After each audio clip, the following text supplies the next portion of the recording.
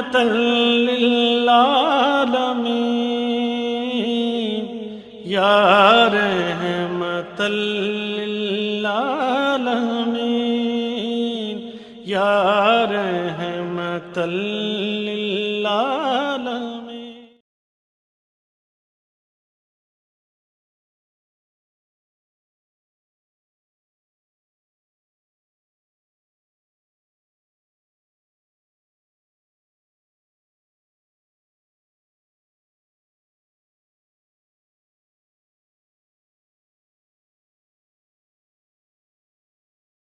اللهم صل على محمد وعلى آل محمد كما صليت على إبراهيم وعلى آل إبراهيم إنك حميد مجيد. اللهم بارك على محمد وعلى آل محمد كما باركت على إبراهيم وعلى آل إبراهيم إنك حميد مجيد. اللهم صل على محمد وعلى آل محمد كما صليت على إبراهيم وعلى آل إبراهيم إنك حميد مجيد. اللهم بارك على محمد وعلى آل محمد كما باركت على إبراهيم وعلى آل إبراهيم إنك حميد مجيد. نحمده ونصلي على رسوله الكريم. اما بعد، اعوذ باللہ من الشیطان الرجیم، بسم اللہ الرحمن الرحیم. معزز سامعین، آپ کے سامنے اللؤلؤ مکنون سیرت انسائکلوپیڈیا رحمت للعالمین خاتم النبیین حضرت محمد مصطفیٰ صلی اللہ علیہ وآلہ وسلم اور سیرت نبی صلی اللہ علیہ وآلہ وسلم کو پیش کرنے کی سعادت حاصل کر رہی ہوں. اس سلسلے میں آج آپ کے سامنے اللؤلؤ مکنون سیرت انسائکلوپیڈیا کی جلد 100 سے آپ کے سامنے پیش کروں گی، اور ہم ان اسباق میں اولین مسلمانوں کے بارے میں پڑھ رہے ہیں کہ نبی کریم صلی اللہ علیہ وآلہ وسلم کی زندگی اقدس میں پہلے مسلمان کون سے لوگ تھے.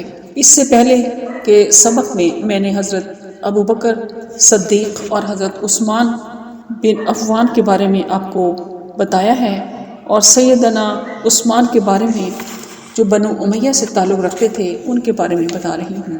اسی سلسلے کو ہم آگے بڑھاتے ہوئے آپ کی خدمت اقدس میں مزید معلومات کو پیش کرنے کی سعادت حاصل کریں گے.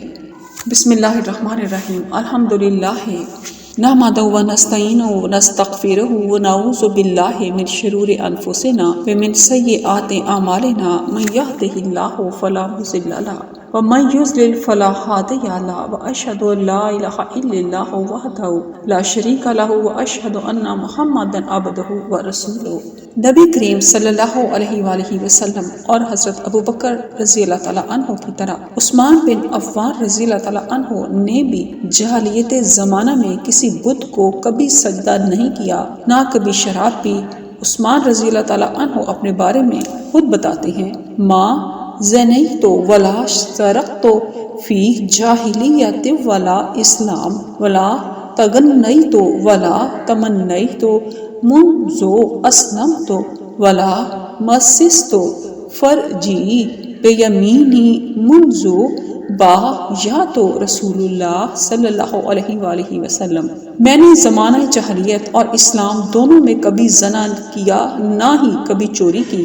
جب سے میں نے اسلام قبول کیا ہے میں نے کبھی کوئی گیت نہیں گایا، نہ میں نے کبھی کوئی بری تمنا کی. جب سے میں نے رسول اللہ صلی اللہ علیہ وآلہ وسلم سے بیعت کی ہے میں نے اپنی شرمگاہ کو دائیں ہاتھ سے نہیں چھوا. عثمان بن عفان رضی اللہ تعالیٰ عنہ تیسرے خلیفہ راشد ہیں. اسلام کی راہ میں بے دریغ خرچ کرنے کی وجہ سے آپ کا ایک لقب غنی بھی ہے. آپ 23 ہجری 644 میں ذوالحج کی آخری شب بروز پیر خلیفہ منتخب ہوئے، اور یکم محرم الحرام 24 ہجری 644 عیسوی کو باقاعدہ مسند خلافت سنبھالی. آپ کی خلافت 12 سال تک جاری رہی. 35 ہجری 655 میں باغیوں نے آپ کے گھر کا محاصرہ کر لیا. کئی روز آپ بے یار و مددگار گھر میں بند رہے، حتیٰ کہ بلوائیوں نے آپ کے گھر کا پانی بھی بند کر دیا. آپ نماز کے لیے مسجد میں بھی نہ جا سکتے تھے. آپ کو 13 ذوالحجہ اور ایک قول کے مطابق 18 ذوالحجہ 35 ہجری 655 عیسوی کو بڑی بے دردی سے شہید کیا گیا. جب بلوائیوں نے آپ پر حملہ کیا تو آپ روزے کی حالت میں تھے اور قرآن پڑھ رہے تھے۔ آپ کے خون کے چھینٹے سورۃ بقرہ کی اس آیت فَسَيَكْفِيكَهُمُ اللَّهُ، بس ان قریب اللہ تعالیٰ تمہیں ان سے کافی ہو جائے گا پر پڑھے۔ آپ نے مصحف بند کر دیا اور اپنے خالق حقیقی سے جا ملے۔ آپ کو ہفتے کی رات مغرب اور عشاء کے درمیان مدینہ طیبہ کے قبرستان بقیع غرقد میں دفن کیا گیا۔ آپ کی نماز جنازہ زبیر بن عوام رضی اللہ تعالیٰ عنہ نے پڑھائی۔ ایک قول کے مطابق حکیم بن حزام رضی اللہ تعالیٰ عنہ اور ایک قول کے مطابق جبیر بن معتم رضی اللہ تعالیٰ عنہ نے پڑھائی۔ سیدنا سعد رضی اللہ تعالیٰ عنہ کا سلسلہ نسب یہ ہے: سعد بن ابی وقاص، مالک بن اہیب بن عبد مناف بن زغرہ بن قلاب بن مرہ رضی اللہ تعالیٰ عنہ۔ ان کا نسب 5ویں پشت پر نبی کریم صلی اللہ علیہ وآلہ وسلم سے جا ملتا ہے۔ آپ رشتے میں نبی کریم صلی اللہ علیہ وآلہ وسلم کے ماموں لگتے تھے، کیونکہ نبی کریم صلی اللہ علیہ وآلہ وسلم کی والدہ ماجدہ آمنہ بنت وہیب بنو زہرہ سے تھی اور حضرت سعد رضی اللہ تعالیٰ عنہ بھی بنو زہرہ سے تھے۔ نبی صلی اللہ علیہ وآلہ وسلم نے انہیں دیکھ کر فرمایا: ھذا خالی فلیرینی امرؤ خالا، یہ میرے ماموں ہیں، کوئی آدمی مجھے ان جیسا اپنا ماموں تو دکھائے۔ سیدنا سعد بن ابی وقاص رضی اللہ تعالیٰ عنہ ان 10 خوش قسمت افراد میں سے ہیں جنہیں اللہ نے نبی صلی اللہ علیہ وآلہ وسلم نے اس دنیا ہی میں جنت کی بشارت دی۔ یہ ان 6 افراد میں بھی شامل تھے جنہیں سیدنا عمر رضی اللہ تعالیٰ عنہ نے اپنے بعد خلیفہ منتخب کرنے کے لیے نامزد کیا اور بتایا کہ رسول اللہ صلی اللہ علیہ وآلہ وسلم فوت ہوتے وقت ان سے راضی تھے۔ سیدنا سعد رضی اللہ تعالیٰ عنہ 4 یا 6 افراد کے بعد مسلمان ہوئے۔ سعد بن ابی وقاص رضی اللہ تعالیٰ عنہ کا بیان ہے: جس دن میں مسلمان ہوا اس دن کوئی اور فرد مسلمان نہیں ہوا، 7 دن تک میں ہی تیسرا مسلمان تھا۔ یہ بیان سیدنا سعد بن ابی وقاص رضی اللہ تعالیٰ عنہ کی اپنی معلومات کے مطابق ہے، کیونکہ ابتدا میں لوگ اپنے اسلام کو خفیہ رکھتے تھے۔ یقیناً سعد رضی اللہ تعالیٰ عنہ سے پہلے حضرت خدیجہ، ابو بکر صدیق، علی اور زید بن حارثہ رضی اللہ تعالیٰ عنہ اسلام قبول کر چکے تھے۔ سعد بن ابی وقاص رضی اللہ تعالیٰ عنہ یہ بھی کہتے ہیں کہ نماز کے فرض ہونے سے پہلے میں مسلمان ہوا تھا۔ سیدنا سعد بن ابی وقاص رضی اللہ تعالیٰ عنہ بیان کرتے ہیں کہ میں نے اسلام قبول کرنے سے 3 دن پہلے ایک خواب دیکھا کہ میں ایک انتہائی تاریک جگہ پر ہوں، کچھ نظر نہیں آ رہا۔ اچانک ایک مہتاب طلوع ہوا، میں اس کے پیچھے چل پڑا۔ میں نے دیکھا زید بن حارثہ، علی اور ابو بکر رحمۃ اللہ علیہ پہلے ہی اس کے نور تک پہنچ چکے ہیں۔ میں نے پوچھا آپ لوگ کب آئے؟ انہوں نے بتایا تھوڑی ہی دیر پہلے۔ پھر مجھے معلوم ہوا کہ نبی صلی اللہ علیہ وآلہ وسلم پوشیدہ طور پر اسلام کی طرف دعوت دیتے ہیں۔ میں آپ سے اجیاد کی گھاٹیوں میں ملا۔ میں نے پوچھا آپ کس چیز کی دعوت دیتے ہیں؟ نبی کریم صلی اللہ علیہ وآلہ وسلم نے پوچھا کیا تم گواہی دیتے ہو کہ اللہ کے سوا کوئی معبود نہیں اور میں اللہ کا رسول ہوں؟ میں نے فوراً گواہی دے دی۔ بن ابی وقاص رضی اللہ تعالیٰ عنہ نے جب اسلام قبول کیا اس وقت ان کی عمر 17 سال تھی۔ اللہ کے راستے میں سب سے پہلے تیر چلانے والے شخص سیدنا سعد بن ابی وقاص ہی تھے۔ آپ کو یہ سعادت بھی حاصل ہوئی کہ احد کے دن رسول اللہ صلی اللہ علیہ وآلہ وسلم نے اپنے ترکش کے سارے تیر آپ کے سامنے بکھیر دیے اور فرمایا تیر چلاؤ، تم پر میرے ماں باپ نثار ہوں۔ نبی صلی اللہ علیہ وآلہ وسلم کا یہ مقدس تاریخی جملہ حضرت سعد رضی اللہ تعالیٰ عنہ کے لیے سب سے بڑا اعزاز تھا، اس لیے انہیں بھی اپنی اس خوش قسمتی پر بڑا ناز تھا۔ سعید بن مسیب رحمۃ اللہ علیہ بیان کرتے ہیں کہ حضرت سعد بن ابی وقاص رضی اللہ تعالیٰ عنہ نے مجھ سے بیان کیا جمع لی رسول اللہ صلی اللہ علیہ وآلہ وسلم یوم احد ابویہ کلیہما۔ رسول اللہ صلی اللہ علیہ وآلہ وسلم نے احد کے دن اپنے ماں باپ دونوں ہی کی ذات گرامی کو میرے لیے جمع فرما دیا تھا۔ راوی کہتے ہیں کہ آپ کا اشارہ نبی کریم صلی اللہ علیہ وآلہ وسلم کے اس فرمان کی طرف تھا فداکا کا ابی و امی، تم پر میرے ماں باپ نثار۔ آپ صلی اللہ علیہ وآلہ وسلم نے ان کے لیے یہ الفاظ اس وقت استعمال فرمائے جب انہیں شجاعت و بصالت کے ساتھ لڑتے ہوئے دیکھا تھا۔ جب انہوں نے مدینہ منورہ کی طرف ہجرت کی تو رسول اللہ صلی اللہ علیہ وآلہ وسلم نے حضرت سعد بن معاذ رضی اللہ تعالیٰ عنہ کو ان کا بھائی قرار دیا۔ سعد بن ابی وقاص رضی اللہ تعالیٰ عنہ بدر، احد، خندق، حدیبیہ، خیبر اور فتح مکہ سمیت تمام غزوات میں رسول اللہ صلی اللہ علیہ وآلہ وسلم کے ہمراہ رہے۔ سیدنا سعد بن ابی وقاص رضی اللہ تعالیٰ عنہ مستجاب الدعوات تھے۔ رسول اللہ صلی اللہ علیہ وآلہ وسلم نے ان کے لیے دعا فرمائی تھی، اللہم استجب لسعد اذا دعاک، اے اللہ سعد جب بھی تجھے پکارے اس کی دعا قبول فرما۔ سیدنا سعد رضی اللہ تعالیٰ عنہ سیدنا عمر رضی اللہ تعالیٰ عنہ کے زمانے میں کوفہ کے امیر تھے۔ کوفہ کو سیدنا سعد رضی اللہ تعالیٰ عنہ ہی نے فتح ایران قادسیہ کے بعد 638 عیسوی میں آباد کیا تھا۔ اہل کوفہ کے شکوے پر سیدنا عمر رضی اللہ تعالیٰ عنہ نے انہیں معزول کر دیا کہ جب سیدنا عمر فاروق رضی اللہ تعالیٰ عنہ کی وفات سے پہلے حضرات صحابہ کرام رضی اللہ تعالیٰ عنہ نے سیدنا عمر رضی اللہ تعالیٰ عنہ کی خدمت میں عرض کی کہ امیر المومنین آپ وصیت فرما دیں کہ آپ کے بعد خلیفہ کون ہوگا، تو آپ نے فرمایا کہ اس عمل کا میں ان لوگوں سے زیادہ اور کسی کو مستحق نہیں سمجھتا جن سے رسول اللہ صلی اللہ علیہ وآلہ وسلم تا حیات خوش تھے۔ پھر آپ نے اس سلسلے میں سیدنا علی، سیدنا عثمان، سیدنا زبیر، سیدنا طلحہ، سیدنا سعد بن ابی وقاص اور سیدنا عبد الرحمن بن عوف رضی اللہ عنہ کا نام لیا۔ سیدنا سعد رضی اللہ تعالیٰ عنہ کے بارے میں فرمایا کہ اگر سعد کو امارت مل جائے تو وہ اس کے حقدار ہیں، ورنہ جو بھی امیر بن جائے وہ ان سے ضرور مدد لے۔ میں نے انہیں ان کے عجز و ناتوانائی یا کسی خیانت کی وجہ سے معزول نہیں کیا، بلکہ ان کی معزولی مصلحت کی وجہ سے تھی۔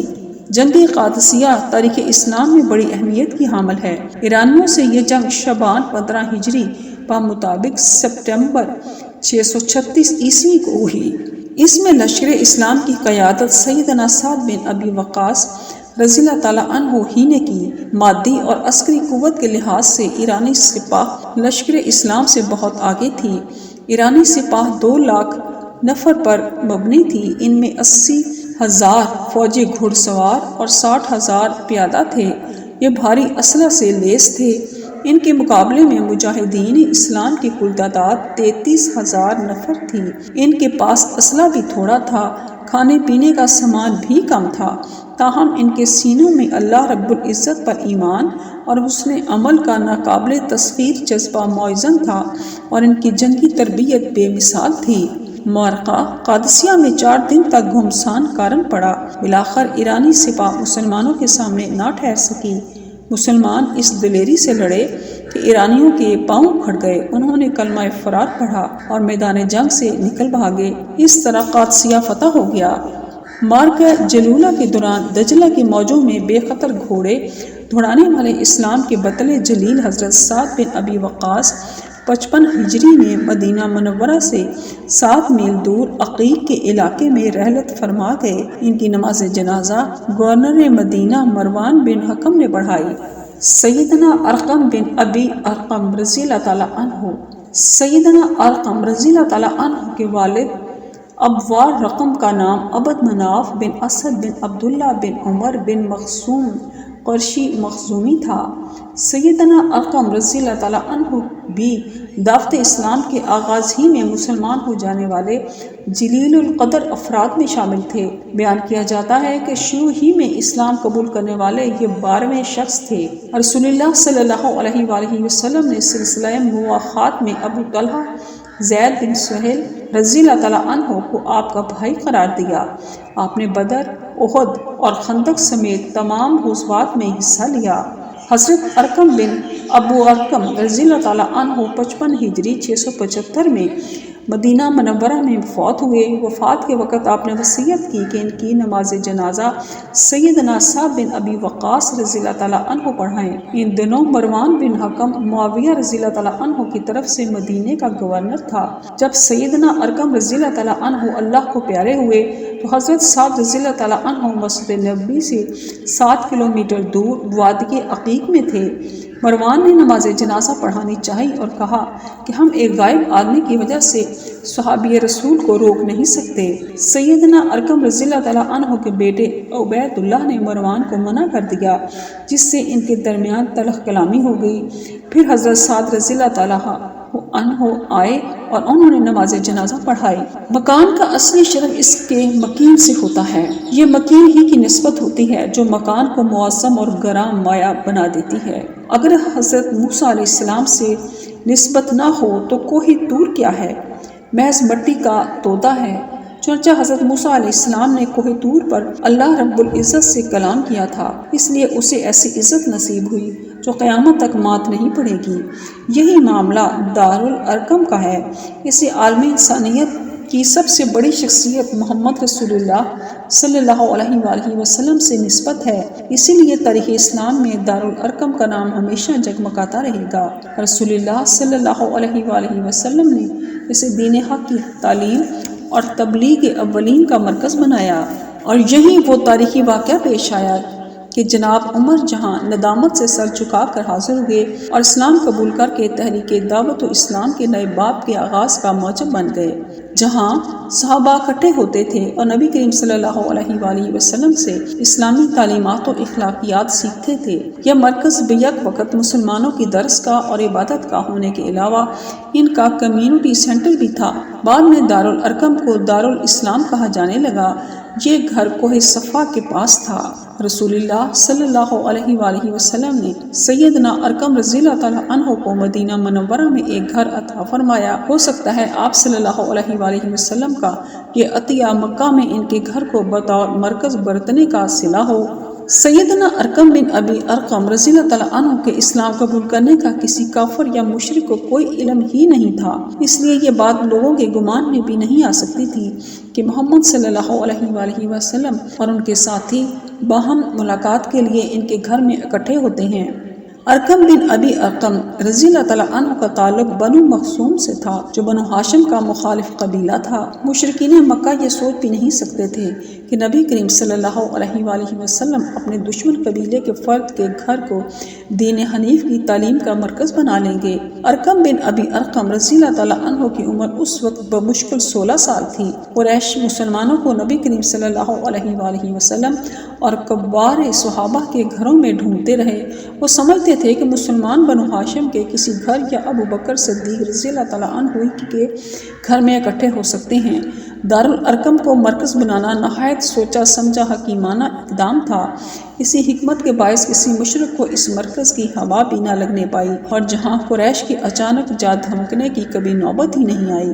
سیدنا ارقم بن ابی ارقم رضی اللہ تعالیٰ عنہ نے دارالارقم کو اپنی اولاد کے لیے وقف کرتے وقت یہ شرط لازم ٹھہرائی کہ اسے نہ بیچا جا سکتا ہے، نہ وراثت کے طور پر تقسیم کیا جا سکتا ہے۔ ان کے ورثہ نسل در نسل اس میں رہائش پذیر رہے اور جب چاہتے تھے اسے کرائے پر دے دیتے تھے۔ یہ صورتحال اس طرح برقرار رہی حتیٰ کہ ابو جعفر منصور کی خلافت کا زمانہ آ گیا۔ محمد بن عمران بن ہند بیان کرتے ہیں کہ مجھے اس دن کا پتہ ہے جس دن عباسی خلیفہ ابو جعفر منصور کے دل میں یہ گھر خریدنے کا خیال پیدا ہوا۔ ایک مرتبہ ابو جعفر حج کے لیے آیا۔ وہ صفا اور مروہ کے درمیان سعی کر رہا تھا۔ ہم اپنے گھر کی چھت پر ایک خیمے میں بیٹھے تھے۔ ابو جعفر عین ہمارے نیچے سے گزرتا تھا۔ اس کی پگڑی اس حد تک میری دستری میں تھی کہ اگر میں چاہتا تو ہاتھ بڑھا کر اس کی پگڑی بھی پکڑ سکتا تھا۔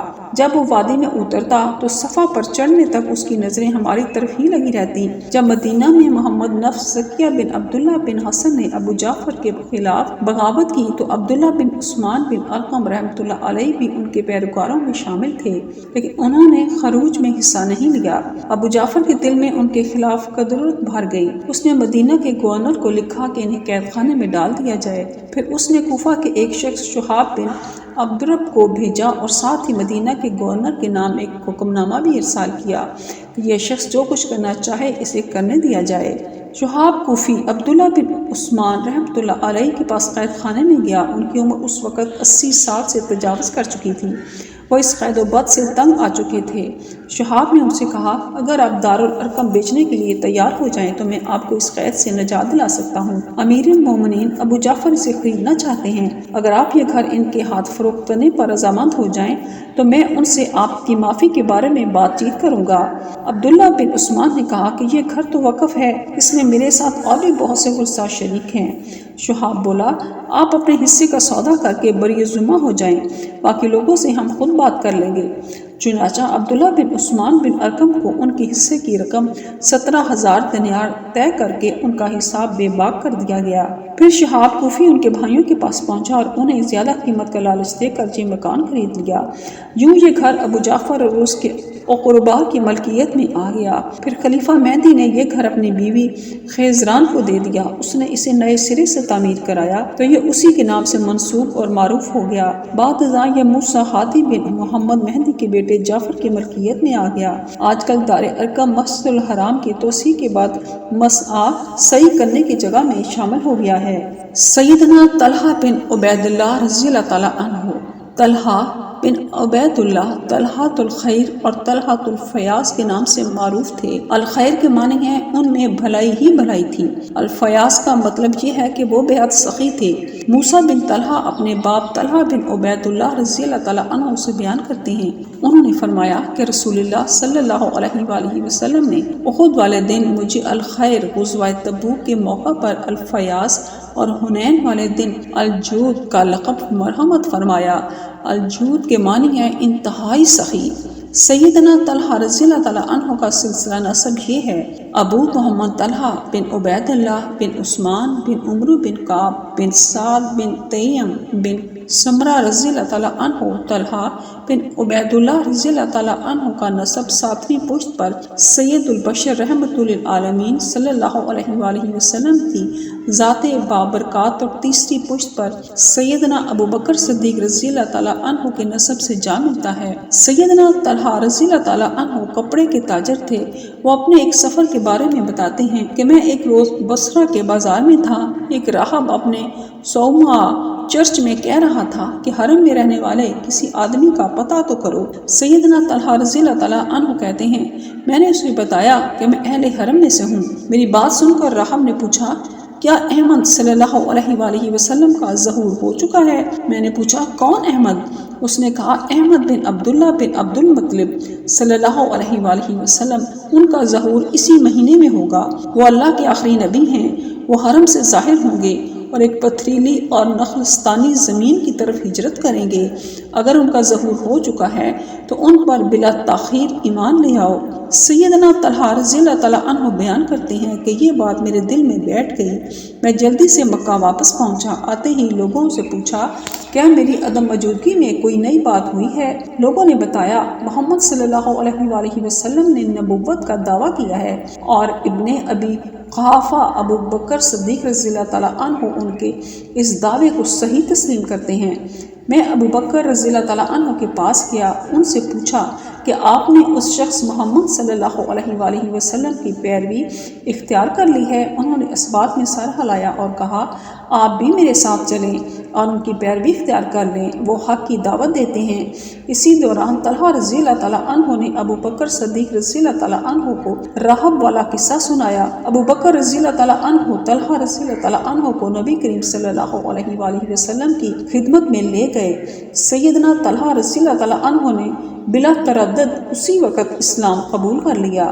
رسول اللہ صلی اللہ علیہ وآلہ وسلم نے ان کو قبول اسلام پر مسرت کا اظہار فرمایا۔ جنگ بدر سے پہلے رسول اللہ صلی اللہ علیہ وآلہ وسلم نے انہیں اور حضرت سعید بن زید رضی اللہ تعالیٰ عنہ کو شام سے واپس آنے والے قریشی قافلے کے حالات معلوم کرنے کے لیے بھیجا تھا۔ اس لیے سیدنا طلحہ اور سعید بن زید رضی اللہ تعالیٰ عنہ جنگ بدر میں شریک نہ ہو سکے، لیکن رسول اللہ صلی اللہ علیہ وآلہ وسلم نے بدر سے حاصل ہونے والے مال غنیمت سے ان کا حصہ دیا تھا اور انہیں بدر میں شرکت کے اجر کی نوید بھی سنائی تھی۔ غزوہ احد میں انہوں نے خوب بہادری کے جوہر دکھائے۔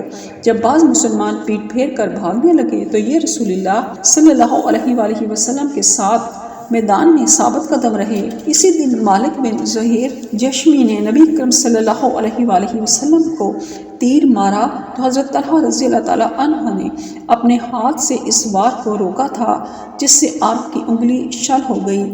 آپ ان 10 خوش قسمت افراد میں سے ہیں جنہیں اس دنیا میں جنت کی بشارت دی گئی تھی، اور ان 6 افراد میں سے ہیں جنہیں حضرت عمر رضی اللہ تعالیٰ عنہ نے شیعان خلافت قرار دیا تھا۔ سیدنا طلحہ رضی اللہ تعالیٰ عنہ نے مدینہ منورہ کی طرف ہجرت کی۔ ابن سعد رحمۃ اللہ علیہ بصر بن سعید رحمۃ اللہ علیہ کا قول نقل کرتے ہیں کہ سلسلہ مواخات میں رسول اللہ صلی اللہ علیہ وآلہ وسلم نے انہیں کاتب وحی ابی بن کعب کا بھائی بنایا تھا۔ ابن اسیر رحمۃ اللہ علیہ نے آپ کے اور ابو ایوب انصاری رضی اللہ تعالیٰ عنہ کے درمیان مواخات کا ذکر کیا ہے۔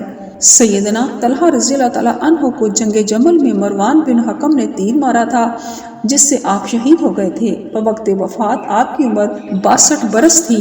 ابن سعید رحمۃ اللہ علیہ نے آپ کی عمر 64 برس لکھی ہے۔ آپ کے ترکے میں 22 لاکھ درہم اور 2 لاکھ دینار نقد اور 3 کروڑ درہم مالیت کی آپ نے جائیداد چھوڑی تھی۔ صدق اللہ العظیم۔